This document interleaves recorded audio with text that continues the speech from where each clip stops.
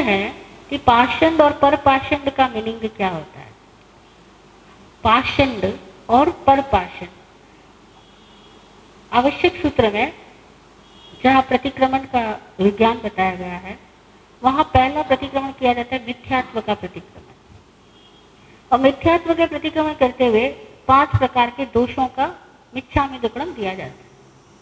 शंका, कांक्षा, वितिकिच्छा, परपाषंड प्रशंसा और परपाषंड संथवो, परपाषंड संबंध स्थापना। ठीक है, तो ये पाषंड शब्द थोड़ा कंफ्यूजिंग हो गया, क्योंकि इससे शब्द से आज दिन तक भी बहुत सारी जैन किताबों में, सूत्रों में, किताबों में, व्याख्याओं में ऐसा अर्थ लिखा गया है कि पाषंड परपाषंड यानी हमारे धर्म के सिवाय दूसरे सारे मतों के प्रति आकर्षित हो जाना। जैसे कि सपोज आप लोग जैन हो, अब आप गणेश चतुर्थी पे गणेश जी की पूजा करने चले जाते हो, दुर्गाष्टमी आते हो तो दुर्गा जी की पूजा करने चले जाते हो, वो नरसिंह चतुर्दशी आते तो नरसिंह अवतार के पास चले गए। अब जब जो वार त्योहार मत मान्यताएं चलती है समाज में, लोग क्या कहते हैं कि कोई फला को मानने लग गया, कोई फला को मानने लग गया, किसी का इष्ट कोई भैरू जी, किसी का भोपा जी, किसी का भूमिया जी, वो अनेकों तरह के लोग मानने लग जाते हैं। तो हमारे आचार्यों ने उसकी व्यवस्था ऐसी कर दी कि परपाषंड का मतलब कर दिया कि अपने मत के सिवाय, अपने धर्म के सिवाय दूसरों के धर्मों को सुनना, उनके चमत्कारों को देख करके आकर्षित हो जाना, तो तुम्हारा सम्यक्त्व खत्म हो जाएगा। ऐसा किताबों में लिखा है। ठीक है, और यही आज प्रचलित है। इसीलिए आज दिन तक भी जैनों को सिखाया जाता है कि ये नॉन जैन है, इनके मत सुनो, इनके मत जाओ, इनके गुरुओं पे भरोसा मत करो, इनके देवी देवताओं पे भरोसा मत करो। ठीक है, फिर बात क्या हुआ, जब आपने उनसे उनको तोड़ा, जैन को अजैन से, हिंदू से तोड़ा, दूसरे अनेक मुस्लिम से तोड़ा, सिखों से तोड़ा, ईसाइयों से तोड़ा, किसी से भी तोड़ा, आगे चलते चलते क्या क्या पता है, स्थानकवासी कहते हैं अब ये मंदिर मार्ग ही गलत है, ये परपाषंड है, मंदिरों के चमत्कारों में नहीं जाना, ये यात्रा वात्रा, नवाणों की यात्रा करना, पूजा करना, पक्षाल करना, आरती लेना, बोलियां बोलना, इस सब चक्रों में मत पड़ो, ये सब आडंबर है।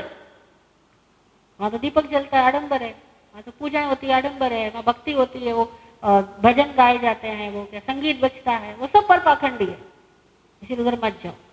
ठीक है, अब क्या हुआ, शास्त्र तो सेम है, तो मंदिर मार्गी ने कहना शुरू कर दिया कि ये जो देव प्रतिमा है, ये जो हमारी परंपरा है, इसके सिवा तुम दूसरी परंपरा में जाते हो तो पर पाखंड, पराये पाखंड में चले गए, पर मत में चले गए। उन्होंने पाखंड का मत कर दिया, मत ओपिनियन, समुदाय, संप्रदाय, हर संप्रदाय का एक भिन्न मत है, और आप अपने मत के सिवाय दूसरों के मत में जाओगे, उनसे आकर्षित हो जाओगे, उनसे संबंध जोड़ लोगे, तो तुम्हारा संकेत खत्म हो जाएगा। ठीक है, ये व्यवस्था है सांप्रदायिक व्यवस्था बनाने के लिए सूत्रों के अर्थों को बदल दिया गया, और सबको यही सिखाया गया, हमें भी बचपन से यही सिखाया गया, हम भी यही सीखते रहे, क्योंकि हम स्थानकवासी समुदाय वाले घर में पैदा हुए, तो हमारे मन में भी यही था, पर पाखंड का मतलब होता है कि जहाँ भी आकर्षण पैदा होता है, ऐसे दूसरों के धर्मों में गति नहीं करना, और वहां जाते हो, उनसे संबंध जोड़ते हो, तो पर पाखंड संबंध स्थापना का दोष लग जाता है।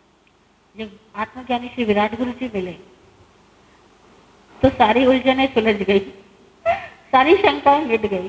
तो उन्होंने ये बताया कि पाषंड का मतलब होता है मार्ग, मार्ग, मत नहीं, मार्ग, और परपाषण का मतलब होता है पर मार्ग, स्वपाषण यानी आत्म मार्ग।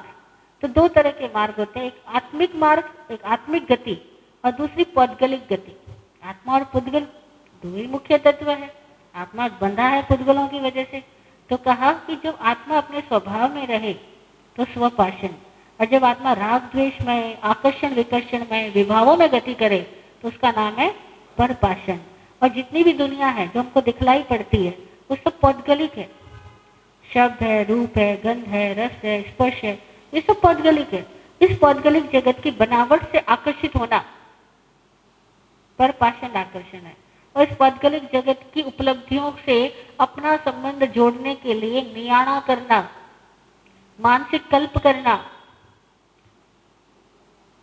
अनुगामी बनना, जिसको बोलते दीवाना बन जाना, फैन बन जाना, वो सब परपाषण संबंध स्थापना है।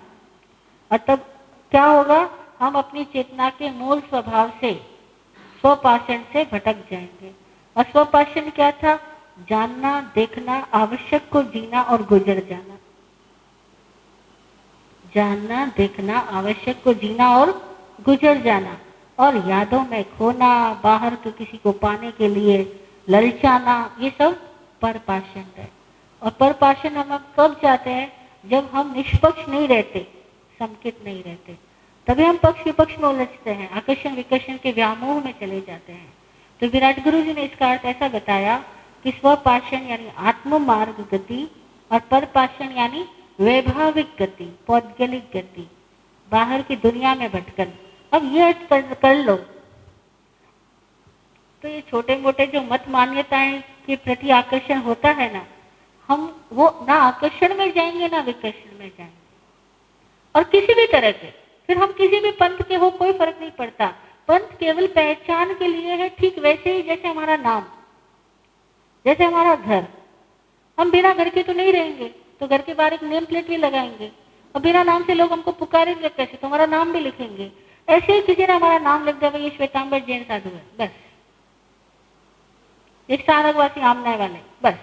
ऊपर से उसको बहुत बाहरी रखो कि भैया ये घर का नेम प्लेट है, वरना पहचान करने के लिए कहीं तो रहना पड़ेगा, जिस घर में रहोगे कुछ तो नाम देना पड़ेगा, इसलिए नाम दिया गया है। बाकी उन सबको अपना मार्ग मत बनाओ। मार्ग क्या है? आत्म मार्ग, स्वपाषण। और स्वपाषण का मतलब है राग द्वेष विहीन हो जाना, ज्ञानानंद स्वभावी हो। मैं ज्ञानानंद स्वभावी हूँ, ये स्वपाषण है।